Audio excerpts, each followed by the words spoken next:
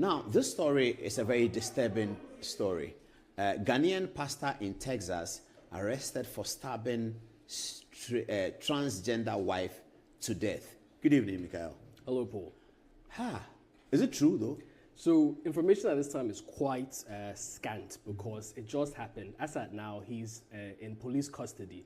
I've not found major news outlets reporting on this. So as of now, we've had what we would call blog sites, tabloids, and so on. So it is most likely true because a lot of people are talking about it. But we've not found major news sites talk about it. BBC has not said anything about it. CNN has not. It's just Ghanaian sites that talk about things in the US and so on that are. So for now, maybe it's gossip. But it is information. It's beginning to look like it's true. Okay. Yes.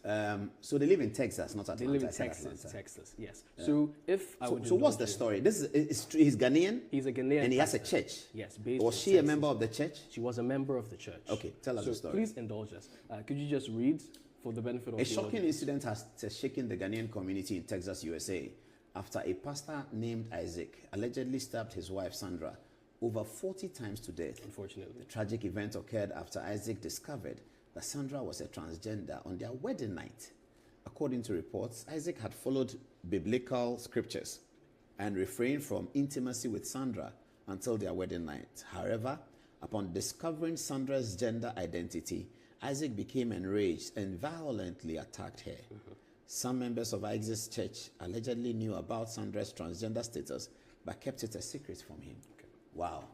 The revelation has raised questions about the church's role in the tragedy and whether they bear any responsibility for not disclosing Sandra's gender identity to Isaac. The Ghanaian community in Texas is still reeling from the news, and many are calling for justice to be served. Isaac is currently in police custody, facing charges of murder. As the investigation unfolds, more details about the events leading up to the tragedy are expected to emerge. This incident bears some resemblance to a similar case in 2020 where a Ghanaian pastor, Sylvester Ofori, was sentenced to life in prison for murdering his wife, Barbara Tomei, in Orlando, USA. The Ghanaian community is still grappling with the implications of this tragedy, and many are calling for the greater awareness and acceptance of LGBT plus individuals within the community. So now give us the story. Let me go back to the photographs. So as I said, the information is quite scant, but what happened is a pastor, a man of God, a Ghanaian based in the US, was courting a member of his church. Some people might have some concerns with that, but that's what was happening.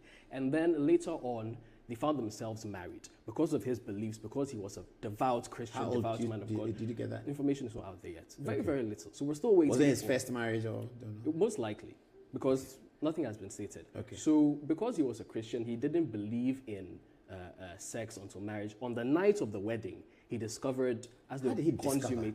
You know, upon marriage, you consummate the marriage. Yes. So what happened? What could have happened? They were going to begin consummation of the marriage. Yes. And then he sees something that was very, very shocking to him. What he would not expect to see when you go with someone you believe is a woman, your wife, to consummate the marriage. Hasn't he completed the process?